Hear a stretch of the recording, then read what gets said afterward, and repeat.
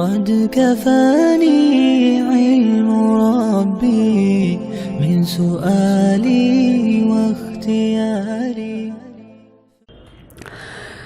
حضرت ابو رافع رضی اللہ تعالی عنہ جو رسول اللہ صلی اللہ علیہ وسلم کے غلام ہیں، وہ روایت کرتے ہیں کہ نبی کریم صلی اللہ علیہ وسلم نے ارشاد فرمایا کہ جو شخص کسی میت کو غسل دے پھر اس کے عیبوں کو چھپا دے تو اللہ تعالیٰ 40 مرتبہ اس آدمی کی مغفرت فرما دیتے ہیں۔ اس حدیث کو امام حاکم رحمۃ اللہ علیہ نے روایت کیا اور انہوں نے یہ بھی کہا کہ یہ مسلم شریف کی شرط کے مطابق بالکل صحیح ہے۔ آج ہمارا موضوع میت کو غسل دینے کے بارے میں ہے کہ اگر ہمارا کوئی مسلمان بھائی فوت ہو جائے تو ہم اس کو کیسے غسل دیں۔ دیکھیں، یہ اسلام کی خصوصیت ہے کہ اسلام نے میت کو غسل دینے کی ترتیب رکھی ہے۔ ہندوؤں میں پکڑتے ہیں، لکڑی پہ رکھتے ہیں، اس کو جلا دیتے ہیں، کہانی ختم، اور مرنے کے بعد اس کی راکھ کو گنگا جمنا میں بہاتے ہیں، یعنی جو کام پہلے کرنا تھا وہ بعد میں کرتے ہیں۔ تو اب میت کو ہم لوگ غسل کیوں دیتے ہیں؟ اس لیے کہ اب اس مرنے والے کو اپنے اللہ سے ملاقات کرنی ہے۔ اب ہمیں کسی دوست سے ملنا ہو، کیسے تیار ہوتے ہیں، صاف کپڑے پہنتے ہیں، خوشبو لگاتے ہیں، تو اسی طرح ہمارے اس مسلمان بھائی کی اب اپنے اللہ سے ملاقات ہوگی۔ ہم اس ملاقات کی وجہ سے اس کو غسل دیتے ہیں، صاف کفن پہناتے ہیں، خوشبو لگاتے ہیں، پھر کتنے اعزاز و اکرام سے اس کا جنازہ پڑھ کر اس کو قبر میں اتارتے ہیں۔ یہ اسلام کی خصوصیت ہے کہ اس نے انسان کو اس کی حیثیت کے مطابق اعزاز عطا کیا ہے مرنے کے بعد۔ اب دیکھیں، ہمارے معاشرے میں جب کوئی فوت ہو جائے، سب سے پہلے تو پورے محلے میں بندہ ہی نہیں ملتا غسل دینے والا کہ جی مسجد کے امام صاحب کو لے کر آؤ، وہ غسل دیں گے۔ حالانکہ یہ امام صاحب کی شان کے خلاف ہے کہ ہم ان سے ایسا کام لیں، کیونکہ شریعت کا اصول یہ ہے کہ میت کو غسل اس کے قریبی رشتہ دار دیں گے، ان کا حق ہے، ان کی ذمہ داری ہے۔ نبی اکرم صلی اللہ علیہ وسلم کا وصال ہوا، ابو بکر بہت بڑے درجے والے، عمر رضی اللہ عنہ بڑے درجے والے، لیکن غسل کس نے دیا ہے؟ آپ کے چچا حضرت عباس، ابن عباس، حضرت علی، حضرت عقیل، یہ لوگ چونکہ قریبی رشتہ دار تھے، انہی کا حق تھا، انہوں نے غسل دیا۔ اب باپ مرا ہے تو بیٹے کی ذمہ داری ہے اپنے باپ کو غسل دے۔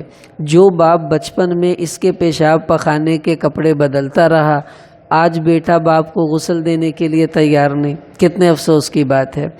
اسی طرح بھائی مرا ہے تو بھائی کی ذمہ داری ہے اپنے بھائی کو غسل دے، اور بیٹا مرا ہے تو باپ کی ذمہ داری ہے اپنے بچے کو غسل دے۔ لیکن ہمارے ہاں کہ جی نہیں، مسجد کے خادم کو لے کر آؤ، امام صاحب کو لے کر آؤ، وہ غسل دیں گے، حالانکہ کام تمہارا ہے، کروا تم کسی اور سے رہے ہو، یہ اچھی بات نہیں ہے۔ ہمارے ایک استاذ کہتے جب کوئی پروفٹ آتا ہے کاروبار میں انہی لوگوں کا، تو لوگ لاکھوں روپے لے کر آتے ہیں، پھر نہیں کہتے یار مسجد کے امام صاحب کو لاؤ، یہ پروفٹ وہ وصول کریں گے، کہتے آن دیو ساڈے کو لے آن دیو۔ تو جس طرح ہم دنیاوی کام خود کرتے ہیں، ان کو سیکھتے ہیں، ایسے ہی میت کو غسل دینا بھی ہمیں سیکھنا چاہیے۔ بہت سے لوگ تو اس لیے غسل نہیں دیتے، میں نے ایک صاحب سے کہا، میں نے کہا جی آپ کے عزیز ہیں، آپ کیوں نہیں غسل دیتے؟ سر کھجا کے کہتا ہے وہ مولوی صاحب مینوں ڈر لگدا۔ میں نے کہا ڈر کدے کو لگدا؟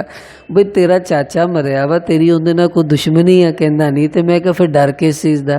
اب دیکھیں ہم ڈرتے کس سے ہیں؟ وہ بیچارہ جو پڑا ہوا ہے اس پہ ٹھنڈا پانی ڈال دیں، اس نے کوئی ری ایکشن نہیں دینا، گرم پانی ڈال دیں، اس نے کچھ آپ کو نہیں کہنا، انہوں چنڈ مار دیو، انہیں پھر آپ کو کچھ نہیں کہنا، انہوں گال کٹ دیو، انہیں پھر کچھ نہیں کہنا۔ جو کچھ کر ہی نہیں سکتا ان سے یہ ڈرتا ہے، اور آپ بیٹھے ہوئے ہیں۔ اب ہمیں سب ایک دوسرے سے ڈرنا چاہیے، کوئی بھی ہماری گردن ساتھ والا دبا سکتا ہے، کچھ ہمیں کہہ سکتا ہے، یعنی جس سے ڈرنا چاہیے اس سے نہیں ڈرتے، اور جن سے نہیں ڈرنا چاہیے ان سے ڈرتے ہیں۔ یہ عجیب بات ہے، ایسا نہیں ہونا چاہیے۔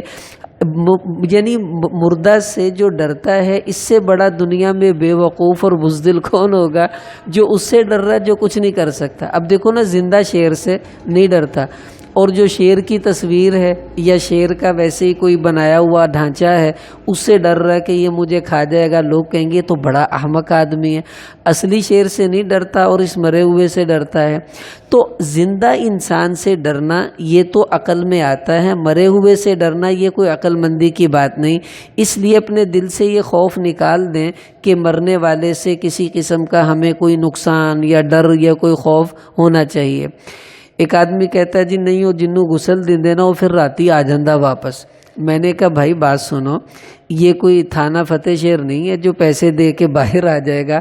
اس کو فرشتے لے کر جاتے ہیں، نیک آدمی علیین میں، بری روحیں سجین میں، وہاں سے چکر دے کے کیسے آئے گا؟ وہ پاکستان سے نہیں ہے، وہ باہر نکل گیا، وہ نہیں آ سکتا باہر۔ تو یہ بے وقوفی ہے کہ جی وہ رات کو آ جاتی ہیں مردے روحیں اور وہ تنگ کرتی ہیں وغیرہ وغیرہ۔ اگر کرتی تو بیچارہ جو مسجد کا خادم پورے محلے کے لوگوں کو نہلاتا ہے، سب سے زیادہ ٹینشن تو اس کو ہونی چاہیے۔ وہ تو آرام نہ ستا رہتا، انہوں تو کچھ نہیں ہوندا۔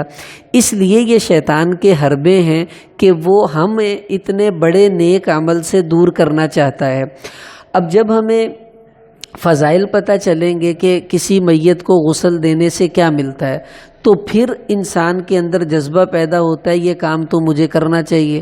مثلاً ابھی جو روایت پڑھی گی، نبی اکرم صلی اللہ علیہ وسلم نے کیا فرمایا کہ جو کسی مسلمان کو غسل دے دے مردہ کو، تو غفر اللہ لہ 40 مرتن، اللہ اس کی 40 مرتبہ مغفرت کر دیتے ہیں۔ حالانکہ ایک دفعہ بھی کافی تھی، لیکن 40 مرتبہ کا کیا مطلب؟ جیسے ہم کسی کو تسلی دیتے ہوئے کہتے ہیں جا تینوں معاف کیتا، جا معاف کیتا، جا پھر معاف کیتا، جا پھر معاف کیتا، اس کو اتنی تسلی ہو جاتی ہے کہ اب تو معافی میں کوئی شک شبہ نہیں رہا۔ اس لیے اللہ کا ایک دفعہ معاف کرنا بھی کافی ہے، باقی جو 39 دفعہ ہیں وہ دل کی تسلی کے لیے ہیں کہ پکی مغفرت ہو جاتی ہے۔ اب دیکھو تھوڑی سی خدمت مسلمان بھائی کی ہے، اللہ نے مغفرت کر دی، اور بھائی کیا چاہیے؟ ایک حدیث میں آتا ہے، آپ صلی اللہ علیہ وسلم نے ارشاد فرمایا، ابن ماجہ کی روایت ہے کہ من غسل میتن وکفنہ وحنتہ وحملہ وصلی علیہ ولم یفشی علیہ ما رأى، کہ جس نے کسی مسلمان بھائی کو غسل دیا، کفن پہنایا، پھر اس کو کندھا دیا، پھر اس کا جنازہ پڑھا اور اس کے کسی عیب کو لوگوں کے سامنے کھولا نہیں، تو فرمایا خرج من خطیئتہ مثل ما ولدتہ امہ، کہ جس دن اس کی ماں نے اس کو پیدا کیا تھا جیسے اس دن یہ گناہوں سے پاک تھا، آج بھی اللہ نے اس کو ویسے ہی پاک صاف کر دیا، ایک گناہ بھی اس کے عمل نامے میں باقی نہیں رہتا۔ اب اس سے بڑی نیکی کیا ہوگی؟ اس سے بڑا عمل کیا ہوگا؟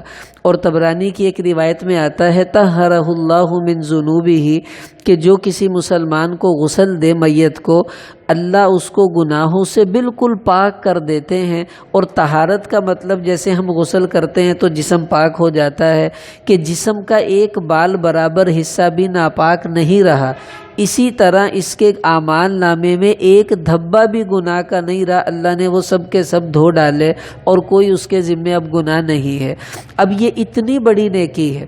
اب غسل دینے والے کو فائدہ کیا ہوتا ہے؟ ایک تو اس کے گناہ معاف ہوئے، دوسرا حضرت ابو ذر رضی اللہ تعالیٰ عنہ کو حضور علیہ السلام نے بلایا، کچھ نصیحتیں کی، ایک نصیحت یہ بھی کی، فرمایا یا ابا ذر وغسل الموتى، اے ابو ذر اگر موقع ملے تو میت کو غسل دیا کر، کیوں؟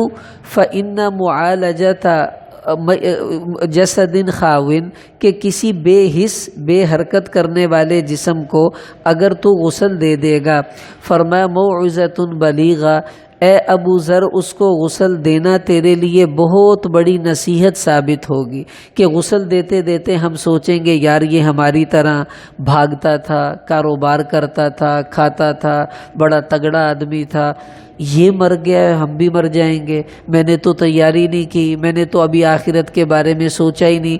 تو غسل دیتے دیتے یہ اپنی آخرت کا پلان کر چکا ہوگا کہ اب مجھے کچھ کرنا چاہیے۔ یہی غسل دینے والے کو فائدہ ہوتا ہے ہے، ایک اس کے گناہ معاف ہو جاتے ہیں، دوسرا اسے مرنے کی فکر اللہ نصیب کر دیتے ہیں۔ اس لیے اس میں ہمیں سستی نہیں کرنی چاہیے۔ اب عرض کرتا ہوں کہ غسل کیسے دینا ہے۔ سب سے پہلے یہ سمجھیں کہ جب کسی کی موت واقع ہو تو مرتے ہی اس کی آنکھیں بند کر دینی چاہیے، اور اس کے جبڑے کے نیچے سے رومال نکال کر جو ہے اس کو گانٹھ دے دینی چاہیے۔ یہ بہت ضروری ہے۔ مثلا یہاں سے ڈالی اور اوپر یوں گانٹھ باندھ دے، اس کا منہ بند ہو جائے گا۔ اس لیے کہ اگر ہم یہ سب نہیں کریں گے نا تو پھر جس حالت میں اس کا منہ کھلا ہے پھر وہ کھلا ہی رہے گا، بند نہیں ہوگا۔ اور اسی طرح آنکھیں کھلی ہیں، اس کو پھر کوئی بند نہیں کر سکتا، جسم اکڑ جاتا ہے بعد میں میت کا، پھر وہ کھلی کی کھلی رہ جائیں گی۔ اسی طرح اس کے بازو سیدھے کر دیے جائیں، ٹانگوں کو یوں کر کے انگوٹھوں کو کسی رسی سے باندھ دیں تاکہ ٹانگیں بھی سیدھی ہو جائیں، بازو بھی اس کے سیدھے کر دیں، اور اس کی گردن کو تھوڑا سا قبلے کی طرف ٹیڑھا کر دیا جائے۔ یہ ہماری پہلی ذمہ داری ہے، تاکہ اگر ایسا کر دیں گے تو غسل دینے میں سہولت، کفن دینے میں سہولت، سب معاملوں میں سہولت۔ مجھے نام یاد نہیں ہے، ہمیں سبق میں ہمارے ایک استاذ نے سنایا، ایک محدث تھے، بہت ظریف الطبع، ہنساتے بھی تھے، تو وہ لوگوں سے کہتے تھے کہ دیکھو جب میں مروں گا نا، میں مرنے کے بعد بھی تمہیں ہنساؤں گا۔ لوگوں نے کہا وہ کیسے؟ کہنے لگے یہ تو جب موت آئے گی تو دیکھنا۔ اللہ کی شان، ان کی طبیعت رات کو بگڑی، ان کو احساس ہو گیا، لگتا ہے اب میں مروں گا، تو انہوں نے دیوار کے ساتھ ٹیک لگا کے ٹانگیں سیدھی کر لی اور ایسے ٹیک لگا لی اور اسی حالت میں مر گئے۔ سردی تھی، ساری رات ایسے ہی رہے، صبح نماز کے بعد پتہ چلا تو ان کا جسم یوں ہی اکڑ گیا۔ اب ان کو غسل دینے کے لیے لے کے آئے تو وہ پھٹے پہ یوں بیٹھے ہوئے، اور جب اس کو لٹائیں تو ٹانگیں اوپر ہو جائیں، کھڑے تو وہ پھر بیٹھ جائے، وہ ایسے کرے۔ اب وہ غسل دینے والے بھی ہنس رہے ہیں، بھئی یہ کیا ہوا۔ اب جب ان کو کفن پہنانے لگے تو کفن پہنا کے جب لے جانے لگے میت کو، اب میت تو لیٹی ہوتی ہے، یہ میت چرپائی پہ یوں بیٹھی ہوئی ہے، اس کو لے کے جا رہے ہیں۔ اب جنازہ پڑھ رہے ہیں، امام صاحب وہ سامنے ہنج کر کے بیٹھا، انہوں قبر چے لانڈے، میت کو تو لٹاتے ہیں، اب اس کو لٹائیں تو اس کی ٹانگیں اوپر ہو جائیں، اور یوں کریں تو وہ بیٹھ جائے۔ پھر انہوں نے کہا نو بھائی دے آپ ہی لمبا چو لمبا پھیجو، تو اس کو ایسے ہی بٹھا دیا۔ اب وہ اگر ہم یہ سب نہیں کریں گے تو میت کا جسم اکڑ گیا، پھر ہم اس کو چینج نہیں کر سکتے، اب بہت مشکل ہو جاتا ہے غسل دینا، کفن دینا۔ اس لیے یہ حکم ہے کہ اس کی ٹانگیں باندھ دیں، جبڑا باندھ دیں، آنکھیں بند کر دیں، بازو سیدھے کر دیں۔ اس کے بعد اب آپ کو غسل دینا ہے۔ اب سب سے پہلے غسل کی تیاری ہے۔ اب غسل کی تیاری کا جو سامان ہے اس کو پہلے پورا کریں۔ مثلا وہ پھٹا منگوائیں جس پر آپ کو غسل دینا ہے۔ اسی طرح جہاں غسل دینا ہے ایسی جگہ کا انتخاب کریں جہاں سے پانی کا نکاسی ہو سکے، پانی رکے نہیں۔ پھر اس کے بعد کاٹن رول منگوائیں، ضرورت پڑے گی۔ ٹیشو پاس رکھیں، ضرورت پڑتی ہے۔ اسی طرح خوشبو منگوائیں، ضرورت پڑے گی۔ مٹی کا ڈھیلا نہیں ہے تو چلیں اس کی جگہ ٹیشو کام دے دے گا، یہ آپ کو منگوانا ہے۔ بیری کے پتے لا کر پانی کو اس میں گرم کروائیں۔ دیکھیں یہ جو بیری کے پتے ہم ڈالتے ہیں یہ کوئی ایسی سنت نہیں ہے جو بہت ہی ضروری ہے، ہر جگہ تو بیریاں ہوتی بھی نہیں۔ اصل میں پہلے زمانے میں صابن کا رواج نہیں تھا، تو بیری کے پتے پانی میں ڈال کے بوائل کرتے تھے تو وہ جو پانی ہے ایسے ہو جاتا تھا جیسے صرف والا پانی، پھر اس سے میت کو نہلاتے تھے تو اس کا میل ویل اتر جاتا تھا۔ اب تو صابنیں ہیں، ہر چیز ہیں، اگر بیری کے پتے مل جائیں تو اچھی بات ہے، اسی کو گرم کروائیں۔ نہ ملے تو کوئی بات نہیں، ویسی پانی کو تھوڑا سا گرم کر لیں موسم کے مطابق، گرمی ہے تو ہلکا پھلکا، سردی ہے تو تھوڑا سا زیادہ گرم کر لیا جائے۔ یہ غسل کی تیاری ہے کہ یہ چیزیں ہمیں ضرورت پڑے گی۔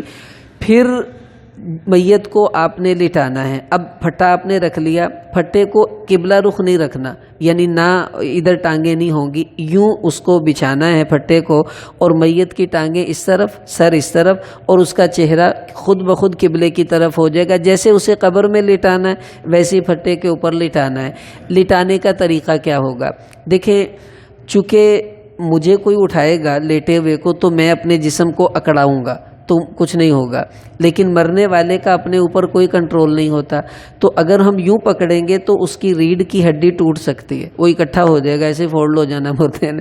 تو اس لیے اس کی کمر کے نیچے سے رومال نکالیں، جہاں یہ مثلاً کمر ہے تو اس کے نیچے سے رومال نکال کر اس کو یوں ایک آدمی پکڑے، اس کی کمر کو سہارا دے گا.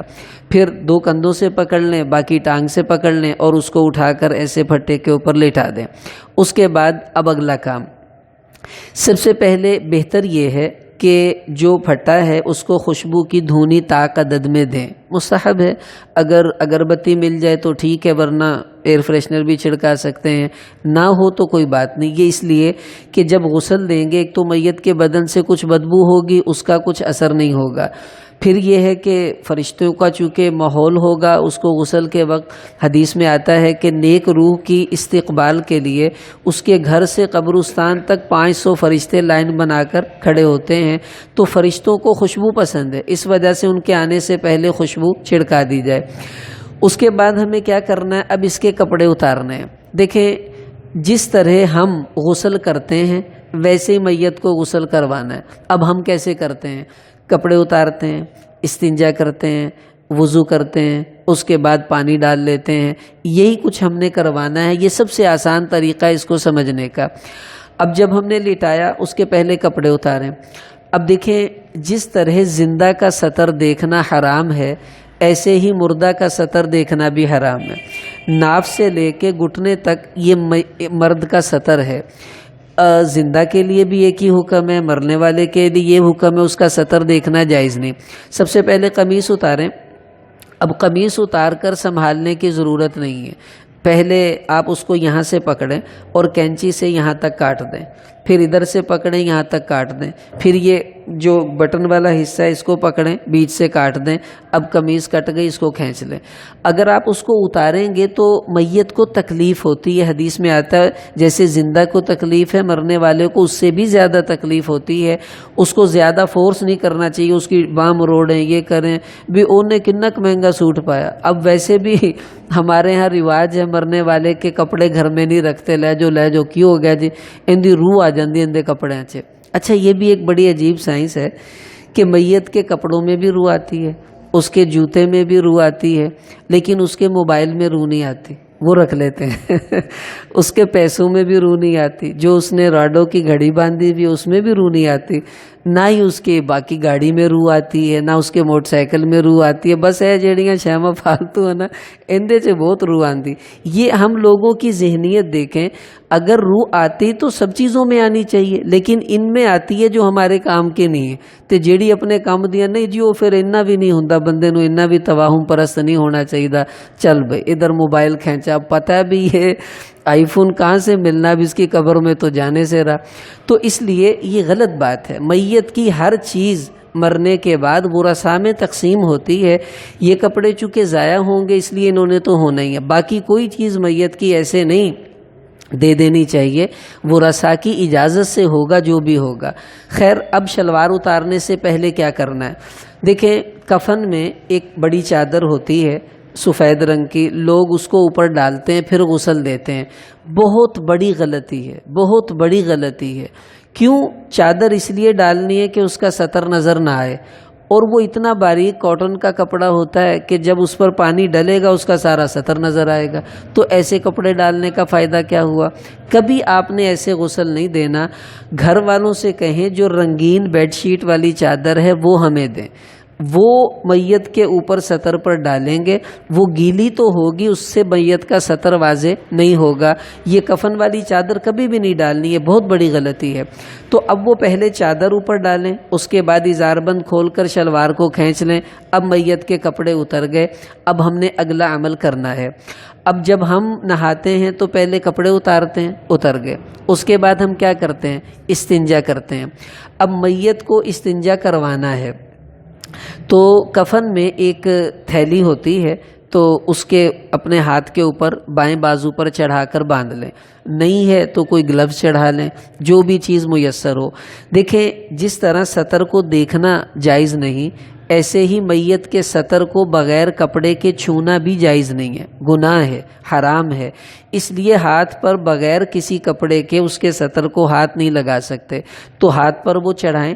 ڈھیلا ہے مٹی کا وہ ہاتھ میں لیں الٹے ہاتھ میں، نہیں ہے تو ٹیشو کو تھوڑا فولڈ کر کر وہ ہاتھ میں لے لیں یا کاٹن لے لیں. اب ایک ساتھی تھوڑا سا میت کی ٹانگ کو اوپر کرے، دوسرا ساتھی اپنے بائیں ہاتھ سے اس کو استنجا کروا دے اور وہ باقی ڈھیلا وغیرہ اس کو ضائع کر دے۔ استنجا ہو گیا، اب وہ تھیلی کھول کر اس کو پھینک دیں، وہ ضائع ہو گئی ہے۔ اب استنجے کے بعد ہم لوگ کیا کرتے ہیں؟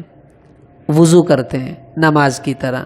اب سمجھ لیں میت دو قسم کی ہوتی ہے۔ اگر تو پاکی کی حالت میں میت کا انتقال ہوا، یقین ہے کہ یہ ناپاک نہیں تھی، تو ایسی میت کو نہ کرلی کروانی ہے، نہ ناک میں پانی ڈالنا ہے، یہ اس کے لیے مسنون نہیں ہے۔ اگر یقین ہے کہ میت جب مری ہے تو اس وقت وہ ناپاک تھی، اب اس کو کرلی بھی کروانی ہے، ناک میں پانی بھی ڈالنا ہے، لیکن یہ نہیں کہ منہ میں پانی ڈال دیا ہوں کڑنا کنے پاتے دیتا کڈاں گے کہ ہونے تو نہیں باہر سٹنا، تو نہ ہم اسے الٹا کر سکتے ہیں۔ تو اس لیے اس کا حل یہ ہے کہ روئی لے کر اس کو پانی میں ڈال کر گیلا کریں، اس کو تھوڑا سا نچوڑ دیں، گیلی روئی اس کے منہ میں دانتوں میں ہلکا سا پھیر دیں، یہ سمجھ لو آپ نے اسے کرلی کروا دی۔ پھر دوسری روئی لیں، وہ گیلی کر کے اس کی ناک میں ڈال دیں، یوں سمجھ لیں آپ نے اس کی ناک میں پانی ڈال دیا۔ اس کے بعد کیا کرنا ہے؟ اس کا چہرہ دھوئیں، ٹھیک؟ اس کے بعد اس کا دایاں بازو ہاتھ بھی دھل جائے گا، بایاں بازو ہاتھ بھی دھل گیا۔ اب تھوڑا سا پانی لے کے اس کے سر کا کان کا مسح بھی کروا دیں۔ اس کے بعد اس کے پاؤں کو دھوئیں، 3 مرتبہ دایاں پاؤں، 3 مرتبہ بایاں پاؤں۔ اب ہم نے اس کو وضو بھی کروا دیا۔ اچھا، اب اس کے بعد ہم نے پانی ڈالنا ہے اس کے اوپر، لیکن پانی ڈالنے سے پہلے آپ ایسا کریں، روئی لے کر تھوڑی سی گیلی کر کر اس کے منہ میں بھر دیں، کان میں بھر دیں، تاکہ پانی کان سے اندر نہ جائے، منہ سے اندر نہ جائے۔ کیوں؟ اگر پانی اندر چلا گیا تو میت کا جسم پھولنا شروع ہو جاتا ہے، یہ تھوڑا جنازہ تاخیر ہوگا تو بعض اوقات پریشانی ہو جاتی ہے، اکثر گرمی کے موسم میں زیادہ پریشانی ہوتی ہے، تو اس لیے اس کے منہ میں روئی وغیرہ ڈال دیں تاکہ پانی اس کے اندر نہ جائے۔ اب وضو کروا دیا، اب اس کے جسم پر پانی بہانا شروع کر دیں، وہی پانی جو آپ نے لیا تھا اب اس کو ڈالیں، جو نیم گرم پانی۔ میت کے رشتہ دار وہ کہیں گے جی ہمیں تو غسل دینا نہیں آتا، ان سے کو آ جاؤ ہم آپ کو سکھاتے ہیں، ان کو کھڑا کر کے ان سے کام کروائیں، چل بھئی پانی ڈال، چل بھئی تو صابن لگا، چل بھئی پانی ڈال، تاکہ ان کا حصہ بھی پڑے، ان کو دینا بھی آ جائے۔ اب سارے جسم پر پانی ڈال دیں، سر پہ، جسم پہ، ہر جگہ پانی ڈال دیا۔ اس کے بعد ہم نے کیا کرنا ہے؟ اب میت کے بالوں پر صابن لگائیں، داڑھی پر صابن لگائیں، اس کے جسم پر صابن لگائیں، سطر سے اوپر اوپر، اسی طرح یہاں گھٹنے سے نیچے نیچے۔ سطر جو حصہ ہے اس پر صابن لگانے کی ضرورت نہیں ہے، اگر لگانی ہو تو پھر ہاتھ پر وہ تھیلی چڑھائیں گے، اس کو گیلا کریں، اس کے اوپر صابن رگڑ لیں، اس کے بعد وہ اس کے رانوں وغیرہ پر پھیرنا چاہیں تو پھیر سکتے ہیں۔ تو اب اس کے پورے جسم پر صابن لگائی ہم نے۔ اس کے بعد غسل کے دوران ہی میت کا جو بایاں حصہ ہے، پہلے اس طرف میت کو بائیں طرف کروٹ دیں اور اس کے کمر کے نیچے سے پانی وغیرہ ڈالیں، کیونکہ پانی ہم نے اوپر تو ڈالا، نیچے تو گیا ہی نہیں ہے۔ پھر میت کو دائیں طرف کر دیں، اس کی پھر کمر کے نیچے سے پانی وغیرہ ڈالیں سارے حصے پر۔ اس کے بعد میت کو غسل دے کے درمیان میں پیچھے سے ایک آدمی سہارا دے کر تھوڑا سا بٹھا دے، اور پھر اس کے پیٹ کو یہاں سے ہلکا ہلکا دبائیں، اوپر سے نیچے کی طرف اس کو دبائیں۔ کیوں؟ عین ممکن ہے مرنے کے وقت اس کے معدے میں کچھ پاخانہ وغیرہ رک گیا ہو، اب اگر ہم دبائیں گے تو اس کا خروج ہو جائے گا، اگر ہوا تو، نہیں ہے تو کوئی مسئلہ نہیں۔ اگر پاخانہ وغیرہ نکلا ہے تو اس کو پانی سے بہا دیں، دوبارہ غسل دینے کی ضرورت نہیں ہے، بس وہ کافی ہے، اس کو بہا دیں۔ اگر یہ نہیں کیا تو بعد میں جب ہم اس کو کفن پہنانے لگیں گے، اس وقت اگر خروج ہو گیا، کفن بھی ناپاک ہو جائے گا، اس کو دھوئیں دوبارہ، بہت پریشانی ہوگی، اس لیے اس کو بٹھا کر اس کا پیٹ ابھی سے دبائیں۔ اب یہ کب کرنا ہے؟ جب ہم اس کے اوپر کافی پانی ڈال چکے ہوں گے، کیونکہ گرم پانی ڈلنے سے اس کا جسم نرم ہوگا، تو اب کچھ نہ کچھ اس کو یعنی وہ خروج ہوگا چیز کا، شروع میں ایسا نہیں کریں گے۔ اس کے بعد اس کے اوپر پھر دوبارہ ہم پانی ڈالیں۔ اب سارے جسم پر پانی ڈال دیا، غسل ہو گیا، سارے جسم پر پانی بہہ گیا، صابن وابن اتر گئی ہے۔ اب جب صابن وغیرہ اتر گئی، آپ نے سارا پانی بہا دیا، کسی غسل کے عمل میں کلمے وغیرہ پڑھنے کی کوئی ضرورت نہیں ہے، نہ یہ مسنون ہے نہ اس کا حکم ہے۔ لوگ کہتے لو جی کلمہ پڑھیا نہیں تے میں پاک کداں ہوں گے؟ بھی اپا انہوں مسلمان کرنا، وہ کافر مرے، مسلمان ہی تھا، کلمے والا ہی تھا، کاہے کو کلمہ پڑھیں بھائی؟ کی ضرورت کیا ہے کلمہ پڑھنے کی؟ ہم حج پہ گئے تو وہاں مکی صاحب کا درس ہوتا ہے، تو کسی نے پرچی پہ لکھ کر بھیجا کہ جی وہ غسل کے دوران کلمہ پڑھنا ضروری ہوتا ہے، جب نہائیں تو کہتے ہیں کلمے سے پاک نہیں ہوتا۔ تو وہ ان کے جواب ذرا عجیب سے ہوتے ہیں، تو وہ پڑھ کے کہنے لگے اگر تو نہانے والا کافر ہے پھر تو اس کو کلمہ پڑھنا چاہیے تاکہ اللہ اس کو اسلام کی دولت عطا فرمائے، اور اگر پہلے ہی مسلمان ہے تو پھر اس کو کلمہ پڑھنا حرام ہے، اس حالت میں جب اس کے جسم پر کپڑے بھی نہیں۔ پھر بعد میں مسکرا کے کہنے لگے اچھا ویسے ایک گل ہے، کہندے پاکستان والے جدو کپڑے پائے ہوندے ادو کلمہ پڑھنا انہاں نوں نصیب نہیں ہوندا، تے جدو لا دینے کپڑے ادو لا الہ الا اللہ محمد رسول اللہ، کہندے جدو پڑھن دا حکم ہے ادو پڑھدے نہیں، جدو نہیں پڑھنا ادو پڑھدے، پٹھے کام کردے۔ تو یاد رکھیں میت کو نہلاتے ہوئے کلمہ پڑھنا کوئی سنت نہیں، کوئی ضروری نہیں، گناہ ہوگا، اس موقع پر یہ ذکر کا موقع نہیں ہے۔ اب ہم نے جب اس کو غسل دے دیا، نہ میت کے ناخن کاٹنے ہیں، ناجائز ہے، اب اس کی پورا بدن امانت ہے، ہمیں اللہ کو ایسے ہی واپس کرنی ہے۔ اس کے بال نہیں کاٹ سکتے، بھلے اس کے زیر ناب بال بڑے ہوں بڑے رہیں، بغلوں کے بال بڑے ہیں بڑے رہیں، ہمیں کوئی اجازت نہیں کہ ہم اس کا کوئی بال اتاریں، اس کا کوئی ناخن اتاریں، کنگھی کرنا شروع کر دی بالوں میں داڑھی میں، نہیں، اس کی کوئی اجازت نہیں، نہ کنگھی کرنے کی نہ ان کو کاٹنے کی۔ اب جب ہم نے ان کو دے دیا، اب آپ کا دل چاہے تو آپ تولیے سے صاف کر دیں، نہ چاہے تو ویسے ہی چھوڑ دیں، وہ خود بخود پانی اتر جائے گا۔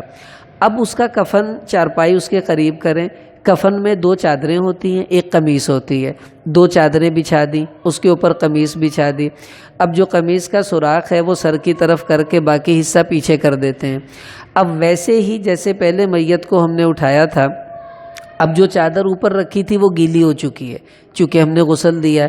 اب جو کفن والی چادر تھی سفید، اب وہ چادر لے کے اس چادر کے اوپر ڈال کر اور نیچے سے اس کو کھینچ لیں۔ اب اس کے جسم پر خشک چادر آ جائے گی، گیلی چادر ہم نے نکال لی۔ اب اس کو اٹھائیں اور کفن کے اوپر لٹا دیں، قمیص اس کے اوپر ڈال دیں اور یہ والی سفید چادر درمیان سے نکال لیں۔ ابھی کیا کرنا ہے؟ اب خوشبو لیں۔ جو میت کے اعضاء سجدے میں استعمال ہوتے تھے، اب سجدے میں کیا کیا استعمال ہوتا ہے؟ ہاتھوں پر خوشبو لگائیں، ناک پر لگائیں، پیشانی پر لگائیں، گھٹنوں پر لگائیں، پاؤں کی انگلیوں پر لگائیں، کہ سجدے میں جو جو عضو استعمال ہوتے تھے وہاں خوشبو لگانی ہے۔ اللہ کی قسم اگر کوئی غیرت مند آدمی ہونا، اس وقت اس کو سمجھ آ جانا چاہیے کہ نماز کتنی بڑی دولت ہے۔ دیکھو اللہ کو سجدہ اتنا پسند ہے، اب اللہ کے حضور جا رہا ہے، اللہ کہتے ہیں میرے سجدے میں جہاں جہاں جو چیز اس کی لگی ہے وہیں وہیں خوشبو لگا کر بھیجو۔ یہ اعزاز ہے سجدے کے اعضاء کا، اور پورے جسم پر خوشبو نہیں ہم لگا رہے، بس یہی لگا رہے ہیں، یہ بتانے کے لیے کہ نماز اتنی بڑی دولت ہے کہ سجدے والے اعضاء پر خوشبو لگانا۔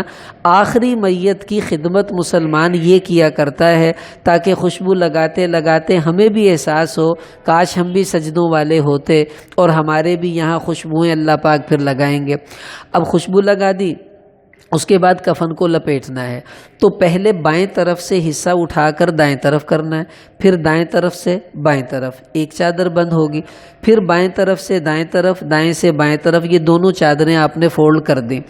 کفن کے نیچے 3 رسیاں رکھی تھیں، پاؤں کی طرف رسی اس کو باندھ دیں، درمیان والی رسی کو باندھ دیں، سر والی فی الحال کھلی رہنے دیں کیونکہ لوگ میت کو دیکھتے ہیں تو اس وجہ سے۔ اب آپ دیکھیں کہ اگر تو میت کا چہرہ کھلا ہوا ہے، مثلا نہیں اس کا ایسا ہوا، تو پھر روئی وغیرہ ڈال دیں تاکہ لوگوں کو برا تاثر میت سے نہ ہو، اور بس یہی ضروری کام ہے۔ اب غسل کے دوران بعض اوقات میت کا کوئی برا پہلو سامنے آیا، مثلا اس کے جسم کا رنگ بدل گیا، اس کے چہرے کی شکل بگڑ گئی، کچھ اور بدبو آ گئی جسم سے، کوئی عیب کی بات باہر نہیں بتانی۔ حدیث میں واضح یہ لفظ بتایا گیا فَكَتَمَ عَلَيْهِ، کہ جس نے غسل دے کر اس کے عیبوں پر پردہ ڈال دیا اس کے گناہ معاف ہوں گے، اور جو باہر بتائے توبہ توبہ پائی بس پوچھو ہی نہ تسی، تو اس نے تو میت کی غیبت کر دی اور اللہ کو یہ پسند نہیں ہے۔ لیکن علماء نے لکھا ہے اگر مرنے والا ایسا تھا جو کھلم کھلا گناہ گار تھا، مثلا کوئی موسیقار تھا، کوئی شرابی تھا، کوئی زانی تھا، سب کو پتہ یہ گندا تھا، اس کا کچھ ایسا دیکھا ہے وہ بتا دیں، کیوں؟ لوگوں کو پتہ چلے یہ کتنا گندا کام تھا جس کی وجہ سے یہ ہوا، توبہ توبہ ہم ایسا کام نہیں کریں گے، اس کا تو بتائیں۔ لیکن جس کے گناہ چھپے ہوئے تھے، لوگوں کے سامنے ظاہر نہیں، اس کا گناہ کا کوئی اثر نظر آ جائے تو وہ لوگوں کو بتانا نہیں ہے۔ ہاں اگر کوئی اچھی چیز دیکھی ہے، خوشبو آئی میت کے جسم سے، اس کا چہرہ روشن ہو گیا، یہ ضرور بتائیں لوگوں کو، تاکہ لوگ کہیں یار دیکھو نمازی آدمی تھا، اس کا چہرہ روشن ہوا، اللہ ہمیں بھی نماز کی توفیق عطا فرما، اس سے لوگوں میں رغبت پیدا ہوگی۔ یہ ذمہ داری ہے غسل دینے والے کی۔ اب غسل دے کر آپ فارغ ہوئے، اب ہمیں کیا کرنا ہے؟ حدیث میں آتا ہے جو میت کو غسل دے اس کو چاہیے خود بھی غسل کرے، لیکن یہ حکم واجب نہیں ہے، صرف مستحب ہے کہ بہتر ہے وہ بھی آ کر غسل کر لے اور اپنے کپڑے بدل لے، تاکہ کوئی چھینٹا میٹا ایسا شک شبہ نہ رہ جائے۔ ورنہ اگر میت پاک ہے تو آپ کے کپڑے بھی پاک ہیں، میت ناپاک تھی تو اب اس کے جسم کے چھینٹے کپڑوں پر پڑے ہیں تو کپڑے ناپاک ہیں، اب کپڑوں کو بدلنا ضروری ہے، اس کا تھوڑا ہمیں خیال کرنا چاہیے۔ اس لیے بہتر ہے جب آپ کہیں غسل دینے جائیں، گھر والوں سے کہیں بھی ہمیں چادر دو، وہ چادر اپنے کپڑوں پر باندھ لے تاکہ چھینٹیں اسی چادر پر پڑیں، آپ کے کپڑے صاف ستھرے رہیں گے۔ اب میت کو نہلانے والے پر غسل واجب نہیں ہو جاتا، ہاں مستحب ہے، کر لے تو اچھی بات ہے، وہ بھی نہلایا گیا، چلو یہ بھی نہا لے گا تو کوئی حرج نہیں، لیکن نہ نہائے تو کوئی ضروری نہیں ہے کہ اس کو لازمی نہانا ہے۔ اب یہ طریقہ غسل کا ہے، بالفرض آپ کو بھول گیا کہ جی بڑی لمبی گال سی سانتا کوئی ذہن چ رہی نہیں، تو کم سے کم اتنا تو کر سکتے ہیں نا کہ میت کو استنجا، وضو اور سارے جسم پر پانی، یہ بھی بھول گیا تو پانی تا پا سکتے انک تا یاد رہو گا نا، پیپ چلا کے پاویں ہوندے تے پانی پا دو، اس سے بھی غسل ہو جائے گا، جو مقصود ہے اس کو نہلانا وہ کافی ہو جائے گا۔ اس لیے یہ موٹا موٹا خاکہ سامنے آ گیا ہے۔ اب نیت کر لیں، اگر کہیں کوئی علاقے میں، رشتہ داروں میں، محلے میں فوتگی ہو جاتی ہے، ورنہ تو بھائی سب کو ہی ہے، تو ہم نیت کریں کہ میں انشاءاللہ غسل میں آگے آگے رہوں گا۔ آپ نے ایک ڈول بھی ڈال دیا تو بھی آپ کی مغفرت اللہ کی طرف سے پکی ہو جائے گی۔ اب دیکھیں ہر کام سیکھنے سے آتا ہے۔ اب جو غسل دیتے ہیں آپ ان سے کہیں بھائی آئندہ مجھے بھی ساتھ لے جانا، پہلے آپ سیکھیں گے ایک دو مرتبہ، پھر آپ کو بھی دینا آ جائے گا، پھر آپ خود اکیلے بھی غسل دے سکیں گے، کوئی مشکل کام نہیں ہے۔ لیکن یہ کوئی اتنا نا وہ الجبرا کا سوال نہیں ہے، پھر کیا ہوا، اس لیے کوئی مشکل کام نہیں ہے۔ فضیلت سامنے رکھیں، گناہ معاف ہو رہے ہیں، اللہ تعالیٰ مغفرت کر رہے ہیں، اللہ گناہوں سے پاک کر رہے ہیں، اور کتنی فضیلت ہے۔ اور ایک حدیث میں تو کفن پہنانے کے بارے میں آتا ہے کہ ومن کفن میتن البسہ اللہ من سندس و استبرق الجنہ، کہ جو میت کو کفن پہناتا ہے اللہ قیامت والے دن اس کو جنت میں باریک اور موٹے ریشم کے جوڑے پہنائیں گے اس کفن پہنانے کے بدلے میں۔ تو غسل بھی دیں، کفن بھی پہنائیں، یہ ہماری سعادت ہے۔ کیوں جی، کریں گے کوشش انشاءاللہ۔